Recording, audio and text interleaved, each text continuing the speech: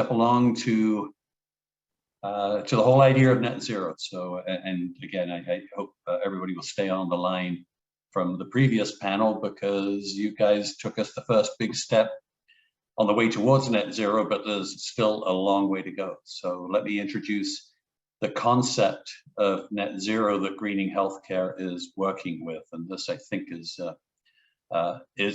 universal. It applies to every building type. And it's how do you get from your current level of energy efficiency to net zero over a period of time, taking advantage of the normal renewal cycle of a building. So the 4 steps basically is you've got the base emissions level in the blue bar there on the left-hand side. By achieving all the economical energy efficiency, it comes down to the second bar. The biggest issue in commercial buildings and hospitals is recovering all the heat within the facility and putting it to good use, which Humber River has in spades, the heat recovery chillers. And Amandeep described how by overrunning the enthalpy wheels, that heat goes into the chilled water system and becomes available to heat the building rather than throwing that heat away in exhaust air. So the heat recovery is a big step towards net zero. Then on-site renewable energy fits in, and whatever's left over is done through some form of purchase credits, which you would have heard in the previous webinar from Kaiser Permanente. They've jumped all the way to net zero operational emissions by getting heavily into offsets as they tackle the energy efficiency of their many individual hospitals. So this pathway, it's important to clarify, one, it's all about vision, as was discussed this morning. You got to know what that low carbon hospital is going to look like at the end of this process. Then it's all about asset management and capital planning, that every capital project becomes an opportunity to take a step down the path, which means you're not doing like-for-like replacement. So this is a real challenge to the asset managers and the capital planners in every hospital to put aside the old way of doing things and accept the fact that every project needs lead time, that was discussed this morning, and needs a vision about where you're going, and needs to look hard at the low carbon alternative to what you would have replaced. So the good news on this is we've looked now at 4 or 5 different case studies. Half of them, the low carbon path is actually less expensive on a life cycle basis than doing things conventionally. High pressure steam is pretty expensive. So this is a transition away from steam centric to more. Will be going through that over the next 10, 20, 30 years. It starts with the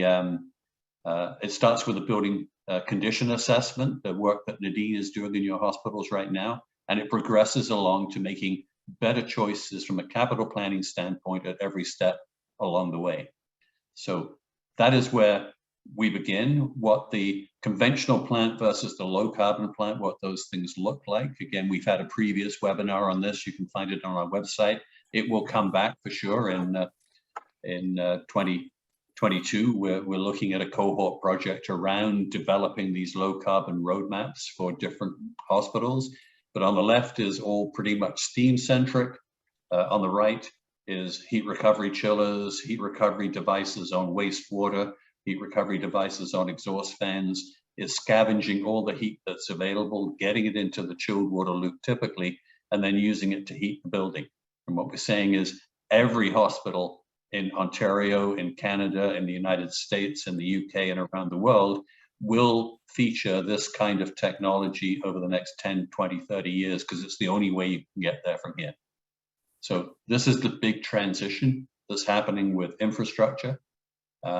Looking at where all the heat losses go, you know, the building envelope's a big player. We've got wastewater heat recovery.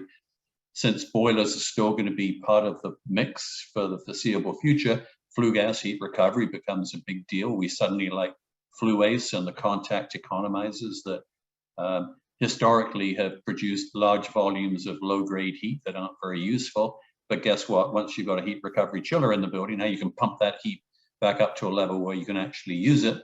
And every time you have a building envelope project, you're looking to say, can we improve the insulation standards so we can lower the heating supply temperature to make it more compatible with our new condensing boilers and our new heat recovery chiller operations. So the idea that there's a vision about where every hospital is going, and every capital decision along the way, starting with the building condition audit, will be aligned with that vision.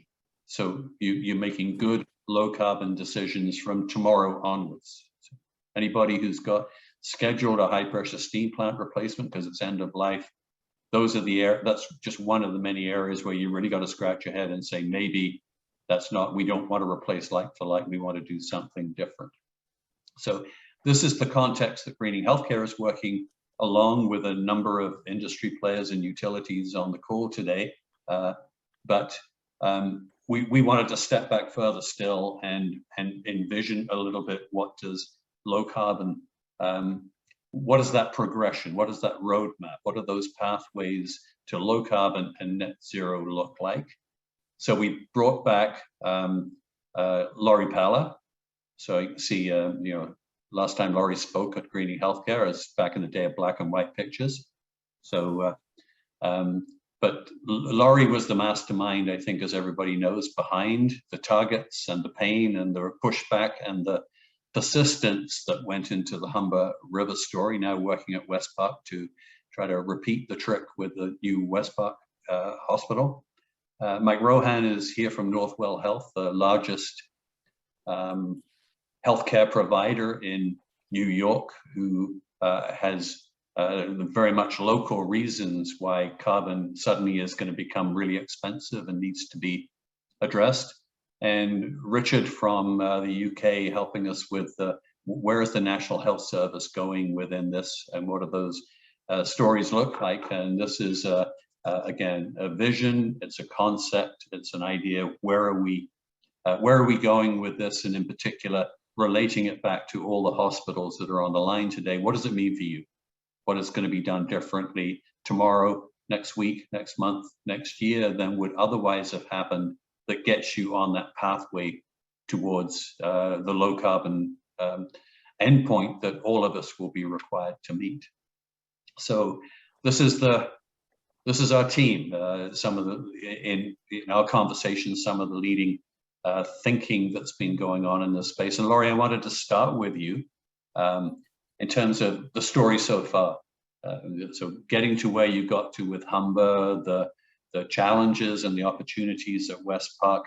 What are the biggest process, technical, human innovations? What are you seeing that you think is going to have the biggest impact on where we need to go with respect to low carbon? Well, I think that if we look at the current environment that we work in,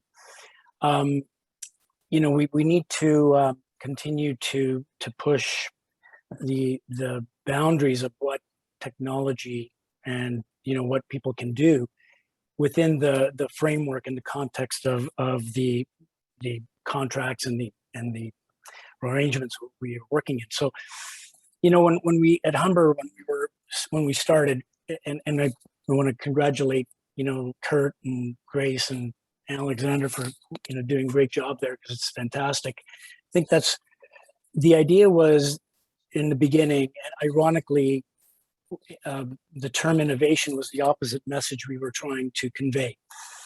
I think that from a process and human perspective, I think they were all well understood, and even the case of technology, we were trying to use what was readily available in the marketplace. So at the time we had a belief in principle that it was a fairly simple and maybe naive kind of thought to think we can reach our goals. Mind you that the hard work that had to go into getting there, and the execution and implementation was not easy. I mean, people can speak to this, but it was doable. We're pushing people's ability to do these things. And at the time, the main stumbling block was getting everyone else to agree. So if we could demystify what we were asking others to do, then it would seem less overwhelming. and actually more accessible. It's this, we were trying to not make it as complicated. So when we created a playbook, which included many things, so I'm trying to oversimplify this, but it was predicated on the fact that maybe nobody was going to prepare to do what we were asking them, or maybe even willing, and there are good reasons for that. So knowing that, I think from an innovation perspective, I think we were trying to stay away from the complications, and just trying to make sure that we did our homework, and that we had a plan going in. It wasn't going to be easy. We had to kind of slug it out a few ways, but once we got there, it took a while. Everybody bought in. We started to work together. Smith and Anderson, really did a fantastic job in designing the building, and all the other players, thousands of people. It's not one person. It's like everyone says, there's so many people involved in trying to build something as complicated as this, and you're trying to start it from simple ideas. And I think that people took up the challenge once they knew they could do it. I think there was a belief, an enthusiasm to kind of challenge their abilities to actually do something that worked the way we intended it to. And in the end, like as the previous session, you could see, it's very satisfying to see the amazing success that the team now is getting to at that facility. Okay. Laurie, I'd like to come back later to, it's good to applaud everybody. And again, once you've gone through the minefield and the shrapnel, and you get to the other side, it's easy to look back and say, well done, team. But I want to talk a little bit later about resistance to change, and how do you persuade people to come aboard, given that when you were doing this, the numbers you were talking about had not been seen before. So today it's a whole lot easier because the generation coming after, as it were, they've got your experience to build on and to look to replicate and beat. But back then, you were going into uncharted territory. But Mike, let's step along with you for a minute from the view from New York. How do you envisage your roadmap for your portfolio of complex, large, varied healthcare facilities? How do you view that roadmap towards low carbon and net zero over time? What's that going to look like? Well, just to preface though, Northwell was renamed about 5 years ago, and our tagline is Look North. So I find that this conference is particularly important, especially Humber River, because we are looking north to learn what we should be doing. So thank you. We have a portfolio of 20 hospitals, New York metropolitan area, from inner city to 50-acre campuses. Average age of the stock is over 60, and a number of challenges. And as you had alluded to, Ian, we have been incorporating new technologies, new equipment with new capital projects. That's become standard. We've also standardized on retro commissioning, a low-hanging fruit. We're also looking at education and training of staff through building operator certificate classes. So that, as indicated before with in the Humber River project, that having that informed staff helps us, helps the efficiency, and also gives more pride of place for staff. So it's a multiple parallel and sequential pathways for improving the efficiency of existing stock, but then also what are the next steps? Yeah. And you also mentioned a penalty. Yeah, New York City has Local Law 97, the Climate Mobilization Act, with $268 per ton penalties. New York State has the Climate Action Community Mobilization Act, and also with a penalty structure to be determined. So in last discussion, we spoke to carrot and stick, and both of them apply here. So it's a multifaceted faceted approach. So that's a driver. I can see that Grace just reached for a calculator to figure out all the emissions you saved at $268 a ton. That's a lot of money, isn't it? So Mike, thanks for starting us down this path. We've got a ways to go with this. Richard, can you bring us the perspective, the third perspective on this discussion from the UK? What's happening there? Yeah, sure, Ian. And just first of all, just say, yeah, delighted to be invited to this, for me, an evening seminar and event, not a lunchtime one, but very pleased to be here nevertheless. And I mean, what I'll talk about is some of the initiatives that are happening across the NHS, and predominantly that will be the NHS in England. NHS, the health service in the UK is a devolved responsibility. So the NHS in England is slightly separate from that in Wales, Scotland, and in Northern Ireland. Having said that, they've all committed to very similar targets and overall commitments around reaching net zero. And that is to get to net zero by 2040 and to be 80% towards that by between 2028 and 2032. So some significant commitments that are being made. One thing that struck me from all that I've heard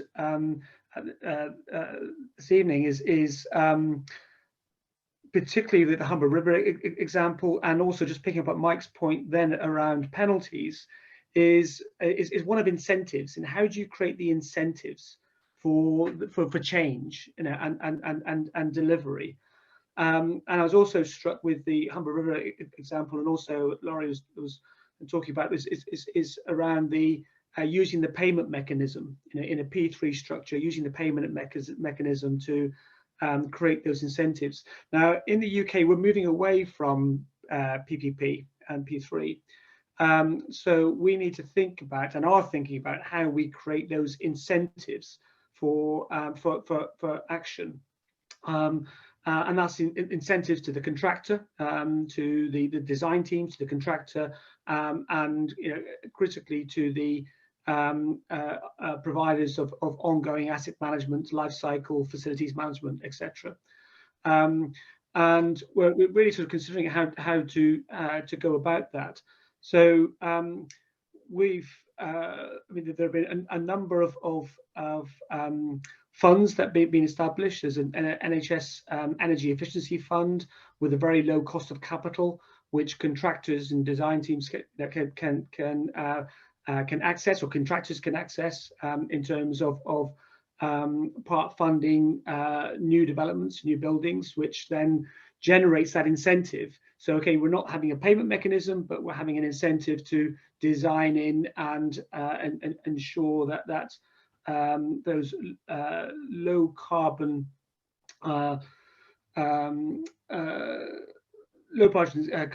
schemes are implemented in full. The second point I want to make, again, it came up earlier, is around analytics and the benefit of what we're seeing. And in fact, the number one hospital that you have there is a good example of this, of having intelligent, real-time monitoring and control, including the use of AI for that ongoing monitoring and control. So, I mean, those are the messages I would like to give. Is really, you know, that focus on incentives and how you create incentives for good behaviours, and secondly, how you monitor that in terms of some of the analytical platforms that are now becoming available. And then finally, I think putting it within the context of, and I think we'll come on to this in the discussion, really, is how you wrap all of this into behaviours, because it's the ongoing operation of the hospital. I mean, the energy component of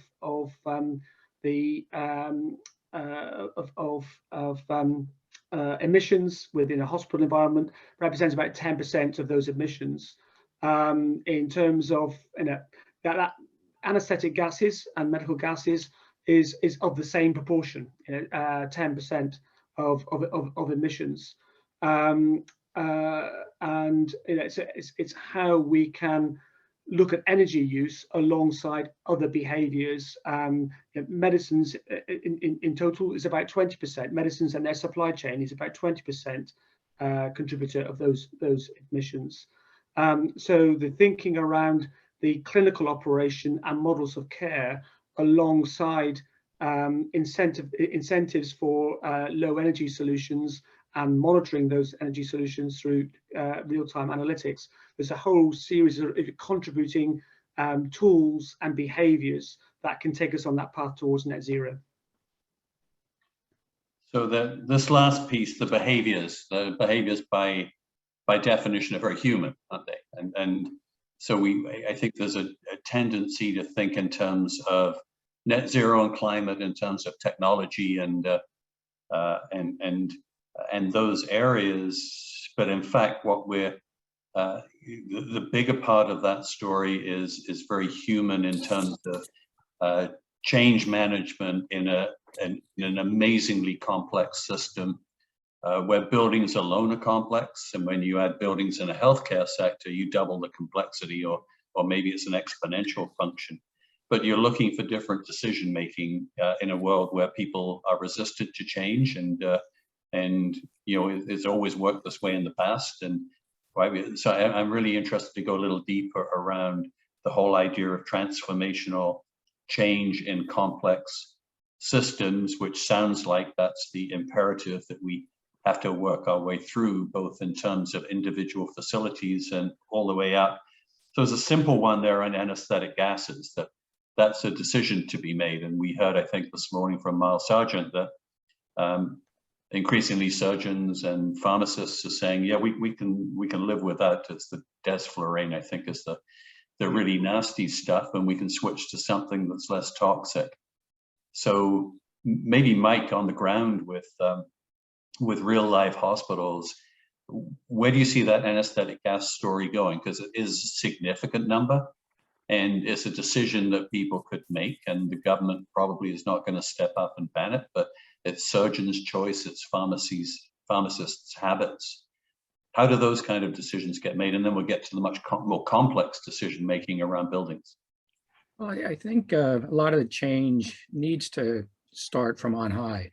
And our CEO has most recently joined a number of other CEOs nationally in getting on board with climate change. We've been very, very slow as a society, because change is extremely difficult. So having the executive leadership on board, number one, is very effective. Just a couple of days ago, I got a call from one of the doctors through administration. Doctor said, I'd like to know more about what you're doing with regard to climate change. So I said, sure. When do you want to talk? I'm meeting him tomorrow at lunchtime. So I think getting the leadership and also the clinicians involved, because I think there's a lot of independent groundswell, but not a collective groundswell. And I think we're starting to see that more and more.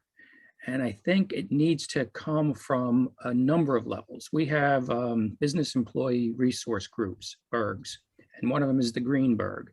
And we have employees from every single hospital involved in this. There's upwards of about 400. But it's the folks who are engaged normally, the folks who do their recycling, the folks who are conscious about water waste. How do we create more of a groundswell around that nucleus? And I see that as being a very significant aspect of change management. That's very helpful. So the idea, and again, this was a wonderful consistency of messaging from this morning, that governance is where it starts. And I recall, Grace, we had Ruben Devlin when he was CEO of Humber River during the time this was being built.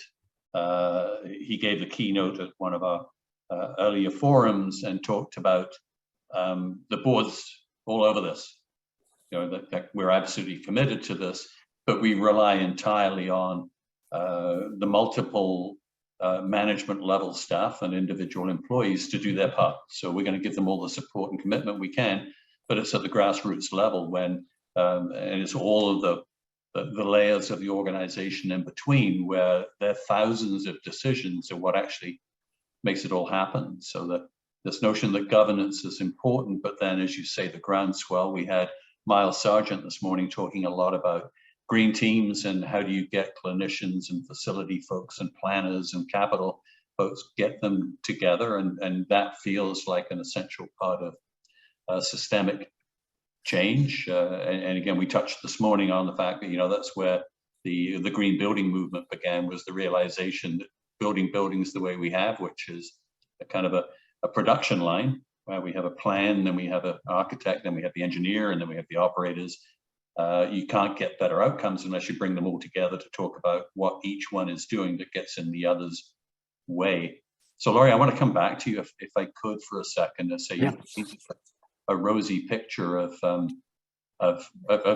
you know, not kumbaya, but everybody working together. It wasn't that easy to get people to think different thoughts when they all have their jobs to do, they all have a living to make, and there's inevitably going to be pushback saying this is not possible, this is not practical. Bob shared a little bit of that this morning, and even the hospital management team would look at each other and say, "Are we crazy? What are we doing? You know, how can this be possible?"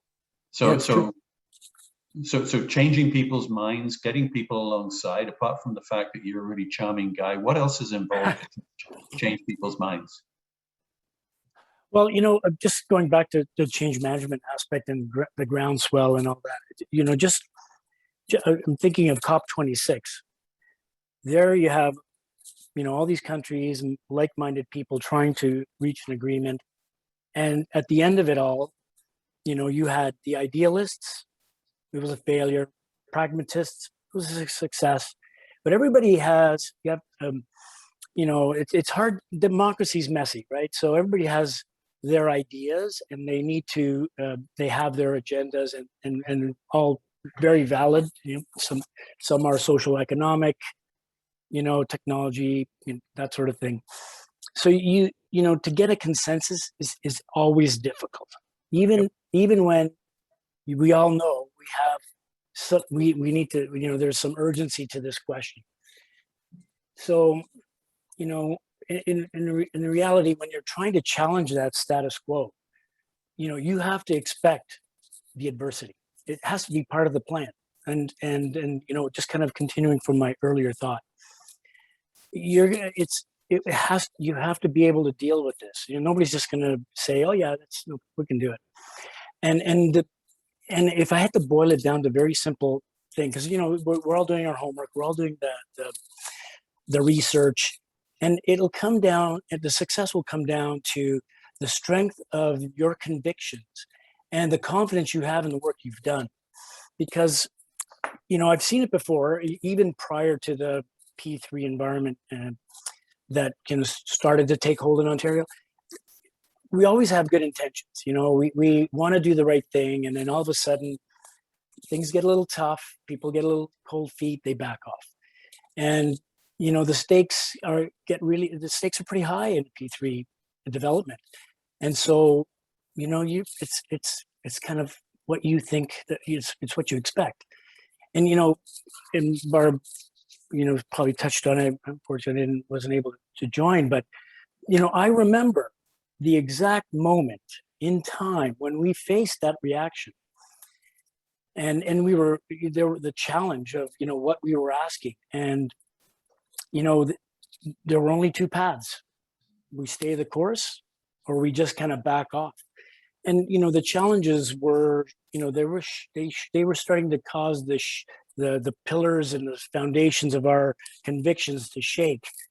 And, you know, we you know, bent, we didn't break, we went back and we just kind of regrouped and said, you know, we know what we're doing, we've done, you know, this is how we need to do what we need to do and how to do it.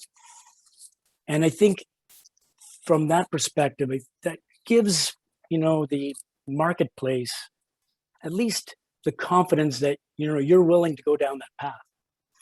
because there's always a fear that somebody's going to back away, and you're going to put all this effort into something, and then you back off because you couldn't continue to take that challenge forward. And I think because of the support in the organization and the people we had, and the eventual acceptance by the eventual winner of the RFP, which would be PCL and Plenary, then it was more straightforward. It had less to do with all that other messy stuff, and we could get on with the nuts and bolts and kind of putting it all together. That was the biggest experience and takeaway that I got from that process. That's helpful. So yeah, go ahead, Laurie. Sorry. And just one final thought, and again, I'm trying to be, I'm optimistic but naive at the same time. There are still people who resist, pockets of resistance, and it's like, I think maybe because they haven't gone through that process, because the marketplace is fairly large. I look at Smith and Anderson; they get the ASHRAE award for Humber, and then they get one for Peel. They are rolling. They are rolling with it. They are taking up the challenge. They're a young, dynamic engineering team. I hope there are more out there that continue to do that. But it's great to hear that success and the lessons learned that they take forward. So I'm in my mind starting to characterize the Humber River story a bit like Star Trek. You went where no one had been before, and your ability to work through that came from strength of conviction. Essentially, came from, again, the working people on the day-to-day with us, but the confidence and the courage, I guess, of senior management to say, no, damn it. And you're right, on P3, the stakes are high. They're very political. The communities around these new hospitals are very engaged, very involved, and heads roll when things don't go well. It's very hard for public organizations to take risks because there's no upside, and the downside is painful. But strength of conviction, the courage of the leadership team, including Barbara and yourself, you did your homework, you were persuasive. And again, I think, Alex, going back to Plenary, the courage of Plenary to step forward and say, we'll make this work. And because that's not a small commercial decision, again, because like Star Trek, you're on the USS Humber River as well, and it's heading out to places where nobody's been before, and you have to make a living out of that. So that, I think, is impressive. But now you've moved the yardsticks, you've moved the expectation. Let me, if I may, go on to Richard. So you have, could you give a little bit of an overview of the guidelines you're working on for the NHS, and do they mandate that this fleet of new hospitals that they're working on have to be net zero? And if so, what are the core elements of what that shift to where no one has been before looks like? Yeah, I mean, firstly, so this is a suite of guidance that's about to be published. It was actually trailed at COP26 by the Secretary of State for Health. And it does exactly that, Ian. It actually mandates the requirements for any new hospital that wants to be part of what is called the New Hospital Programme, and there are about 48 projects that are currently being considered for that programme, will have to be net zero, mandated net zero. The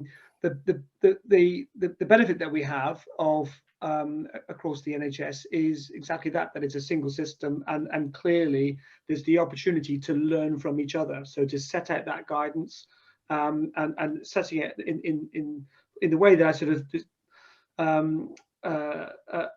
provided in my introduction, really,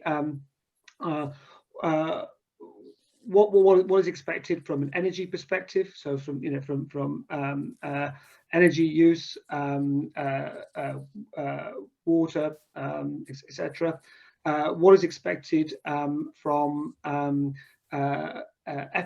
and life cycle operations, and and then also what is expected from the ongoing operation in terms of new models of care, all of which then sort of the wider supply chain, all of which will then contribute to that net zero position. So there's a suite of technical guidance around energy solutions. There's then a suite of guidance around and support for negotiations with energy providers, really using a bit of sort of government weight to put transfer some of that risk onto energy providers and put the focus on them to ensure that A, on tariffs, and B, that they are adopting to the full clean energy solutions across the NHS. Then there's a suite of guidance around the life cycle and FM, some of the solutions that we've seen at Humber River and that have been introduced, and then on operations. I mean, interestingly, it's the latter one which is very focused. Again, you're picking at the beginning of this section on behavioural change, and I think that the view is, and a conclusion has been reached by the whole team that have been involved in putting this together and presenting it to ministers, is that this needs a culture of change in the organisation. Yeah. It's not about just providing a solution, one size fits all. You need to really to take the organisation with you and create that culture. And interestingly, when we've had various stakeholder groups from clinicians and others, they get very, very enthused by this. You're really enthused, and I think it is something. This whole climate change and net zero agenda can really energize individuals and groups towards a goal and get on that path towards a goal. And some of the things that come out of the research, really quite amazing. We didn't realize until, again, sort of doing some of the analysis with others, that about 3.5% of all car journeys in England are NHS related. And that's 9.5 billion miles a year of car journeys are NHS related. What we've seen with COVID, with a move towards a significant amount of activity moving from physical to virtual, certainly things like sort of consultations, there's an opportunity. We've seen an opportunity to really put a dent in that quite significantly. So that's some of the examples that we're looking at in terms of the operational changes that can be made. You're really getting down to that sort of granularity around model of care. But then alongside that, as I say, the ongoing operation of the asset, and on top of that, the energy use and energy targets and how you achieve that. And certainly, a move away from tokenism and token projects. We've seen quite a lot of that. Just putting up a single wind generator is not going to cut the mustard really. And photovoltaics on roofs is pretty marginal really. So the focusing on those was more those broader energy solutions, which can be delivered across, whether it's the whole NHS or on a regional basis with energy providers, has a much bigger impact. And all of that's being laid out in the guidance, so that the individual hospitals can actually follow that route map in terms of and get that support around technical solutions, operational solutions, and wider and life cycle solutions. Is the guidance, Richard, close to being a kind of vision statement? This is the end point. This is where we need to go. Is that what it's going to be? A blueprint? It is a blueprint, yes, because it's working back to the NHS. I think is one of only 2 health systems that's actually committed to net zero and net by 2040. So it's made that commitment. It's a government a UK government commitment, because of the footprint of the NHS in the fabric of society, its size as an employer, and therefore it's starting with that. That's what we want. That's what we're looking to achieve, and then working back from that. And what will that mean? And what will that mean in terms of operation of these facilities, construction of these facilities, engineering of these facilities, and the behaviour within them? Okay, Michael, let me pause for a second. Are there any questions coming from the audience? And if not, I encourage you to grab these guys while you can. I don't know when we'll ever get them together again, but anything that we should pick up right now? No questions right now. Okay, so let's pick up on what, so Humber River story, Mike started with a clear vision around clean, green, and what was the IT piece of Digital. that? Thank you, yeah. Yeah. And everybody could unite behind that. So it was a vision that was, if you like, the magnet that pulled everybody in the same direction. And since then, you've got years of experience of living with that. And again, the pushback, the resistance, the enthusiasm, the feel good. Richard, it sounds like for a much bigger undertaking, huge undertaking, that you're creating that similar guidance, which is sort of the vision. This is what it looks like when we get there, the blueprint. Mike, is there anything in your sense that's equivalent within Northwell Health that is, again, the magnet, the pole star, the thing that's pulling everybody in the same direction? Yes, and as we're discussing, I'm thinking about one project that's now in design. We are looking at a net zero replacement hospital in Manhattan, so very difficult location to construct in. And we just went through the VE exercise, and for the first time ever, infrastructure was spared the VE knife. So I find that right there to be extremely telling. And you know, so that is right now our model, but every single hospital has its own little success stories, whether it's from the new design on a floor, or even one of the things that we've been finding success with lately is air handler replacements. Replacements are very, very expensive and difficult. What we've been doing is just replacing the motor and the wheel with EC motors, a fan wall. Paybacks within months. And something that I think just as a terrific example of something that is a relatively new technology, the newer EC motors. So there's a whole slew of new ideas that are coming about that are just creating, as we've been speaking about, this groundswell of innovation. We also, with Local Law 97, one of the positive unintended consequences is meeting with the hospitals from all the other hospital systems, 82 hospitals in the New York area, and sharing success stories. So we're finding that, yes, while Memorial Sloan Kettering is spending $110 million on converting from steam to hydronic over a multitude of years, it's giving us suggestions on how we might do that on smaller scales. So I mean, this is no better time to be an engineer than right now going through what we're seeing. Fascinating. So I'm sorely tempted to go down the path of the vision, the pole star, alignment. Those I think are common themes today.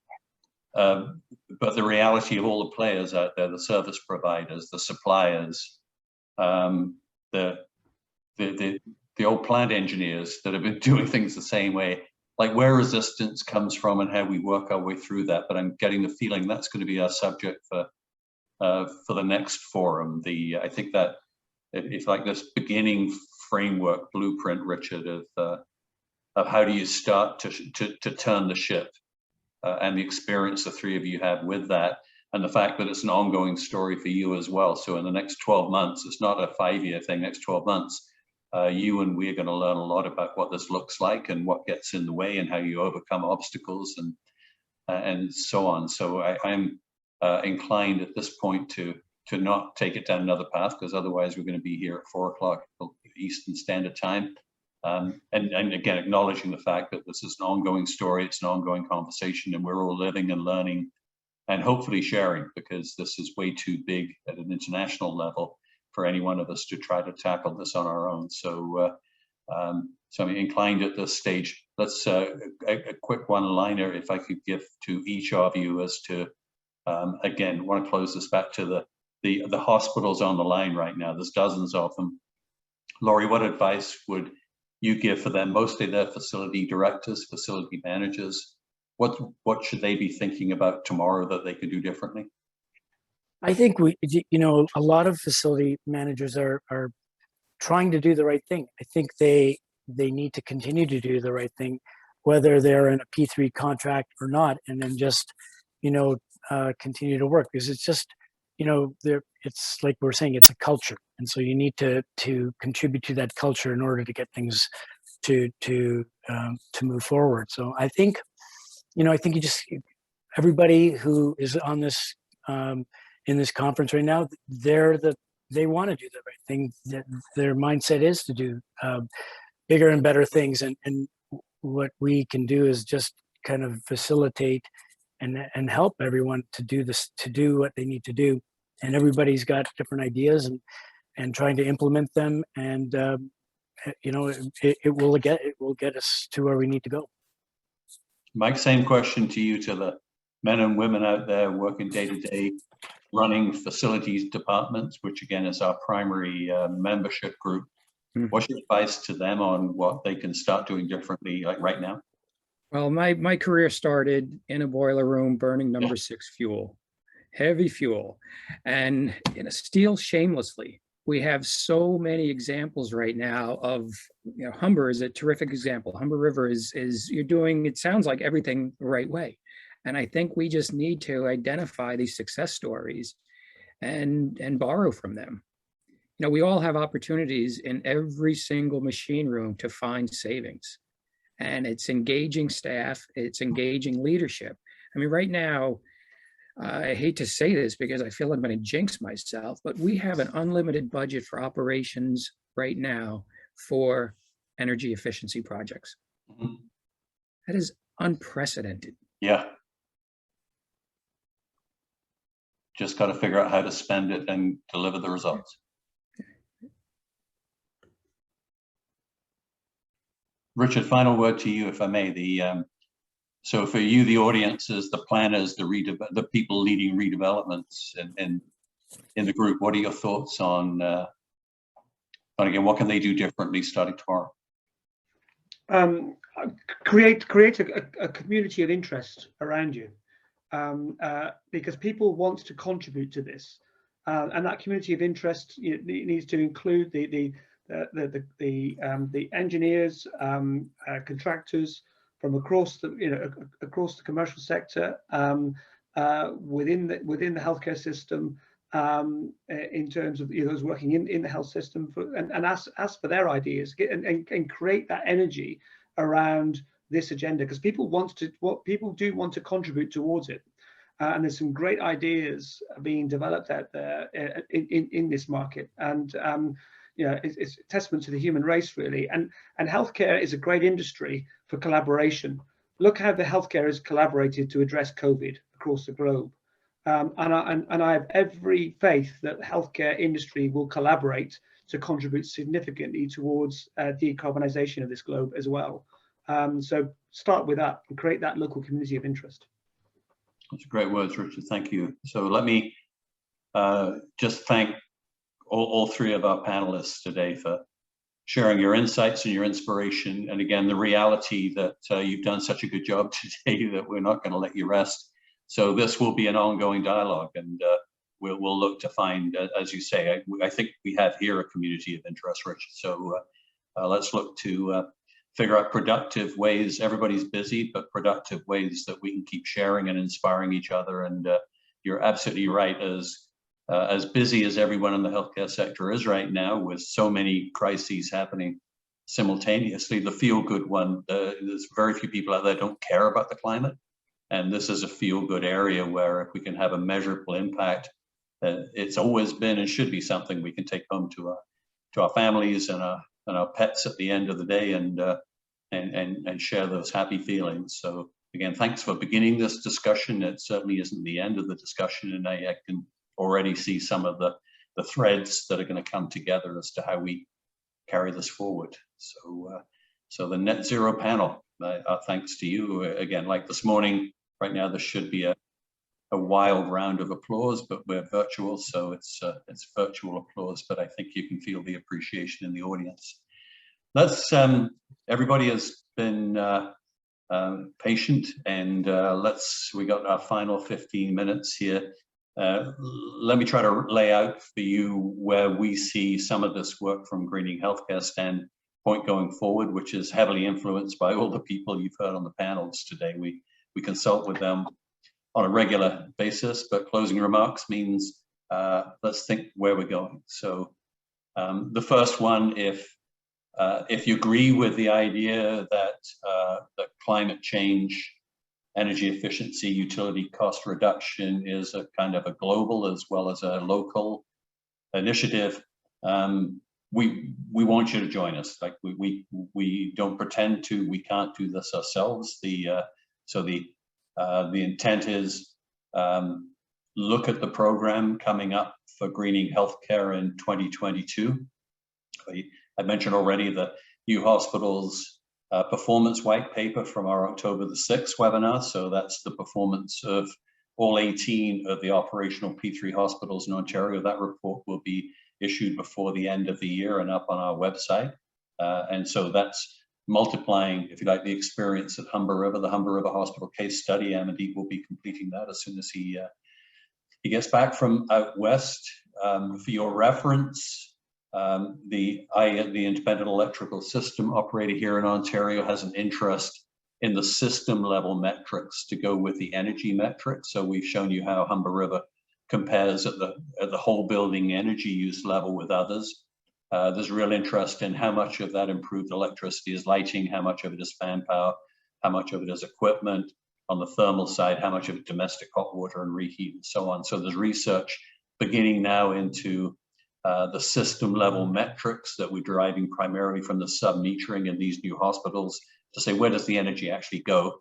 And then feeding that back into the ongoing development of new hospitals to really enable us to calibrate those energy models a lot more intelligently than we've been able to before. So that high performance building systems research, and we'll be in touch with many of you about involvement and support for this work. There is a project to let's get the basic stuff like LED retrofits around lighting and controls. You saw how effective the Humber River lighting controls are. So looking to put best practices guidance that you can then give to your procurement folks to make sure your lighting retrofit projects get done comprehensively and get done well and deliver all the potential they have. And touching again this last conversation, this pathway to net zero is built around the central plant. So we're developing a large cohort project with a number of players around this low carbon central plant. What does it look like for individual hospitals? Again, going right back to the building condition assessments, which are required to be done on a regular basis here in Ontario and other parts of North America. What should those assessments look like to look at the low carbon options, not just end of life and replacement? But then putting those plans, the vision, the plan in place for over a period of time, how do hospitals work their way towards those low carbon plants, because we can't afford to do it all in one shot at the end of this. So this is the heart of the research program for Greening Healthcare next year.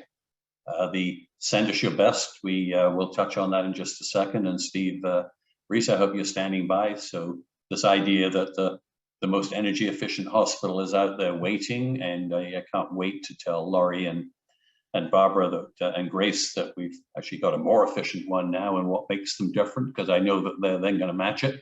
So this is like the best poker game in the world. We'll keep kind of working our way through that, but that work will continue all the way through to this event. And Steve, if Mike can unmute you, maybe you give us a bit of a coverage of what IFHE is doing next summer. Thanks a lot, Ian.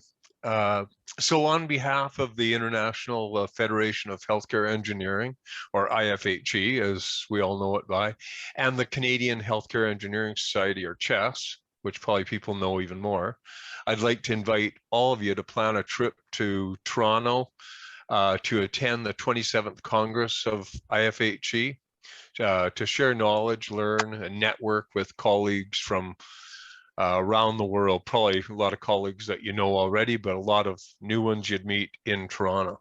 The 27th Congress will be held in Toronto from September 17th to the 21st, 2022.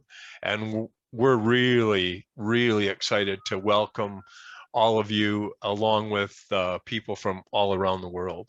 The Congress theme is Unleashing Innovation, Healthcare Engineering Excellence. The official Congress venue is the beautiful Western Harbour Castle Hotel on the shore of Lake Ontario, which I'm sure everybody in Toronto knows all about. The opening reception is at the world famous Hockey Hall of Fame.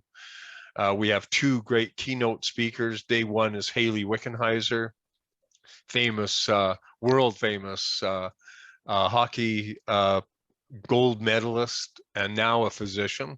And then on day two, we've got David Williams. He's a former NASA astronaut and is also a physician. And we're also very excited to have 3 tracks of presentations planned by speakers from around the globe. On the social side, we've got the gala banquet scheduled for the Liberty Grand Ballroom, located a few minutes from the hotel. The companion program have 2 great tours planned, one at Niagara Falls and the Niagara wine region, and then another one for downtown Toronto. On Wednesday of the Congress, we've got a few technical tours. This is the part I'm really excited about, of some great healthcare facilities, some that we just talked about.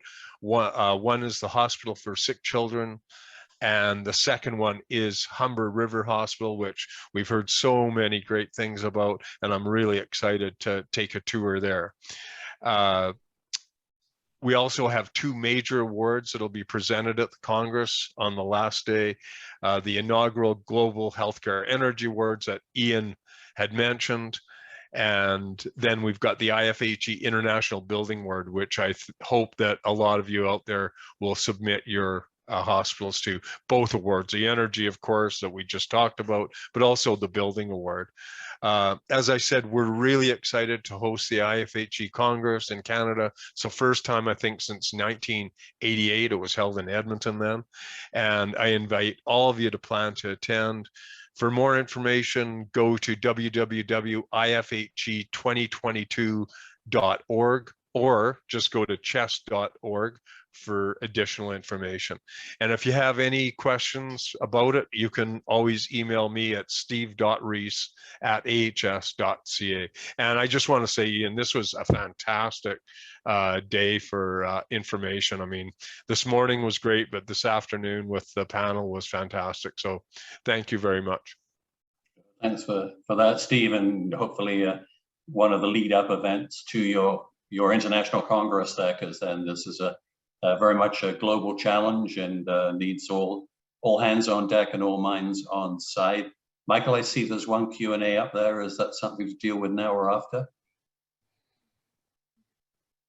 You could deal with it quickly. It was just a question. I think it was, I can't remember who mentioned it. It was the, I think it might have been Mike with the conversions from the AHU units, going from fan walls or converting the motors or something like that, and where the payback's really that low for being a matter of months. Yes, yeah. We one great example was a failure of a unit that was serving an OR, 30,000 CFM unit. We were looking to replace the conventional way. We would have needed a rental for a while and then the replacement and all the detail that goes with it. We have a couple of local contractors who will put in EC fan walls, and over the course of a day and a half, we had the unit completely, old unit, the wheel, motor swapped out with the new EC fan wall. So, and payback within months, especially because of the capital costs that avoided. But we've done many, many others that just in the case of just the swap out, it's months of payback. Great, Michael, thank you. So final messages to everybody. If you're a hospital on the line, not a member of Greening Healthcare, please consider joining us. We believe it's a great community of interest. The results speak for themselves, but looking at targets for your individual facilities, roadmaps going forward, looking at the quarterly savings, the blue dots below the red dots, that's what we love.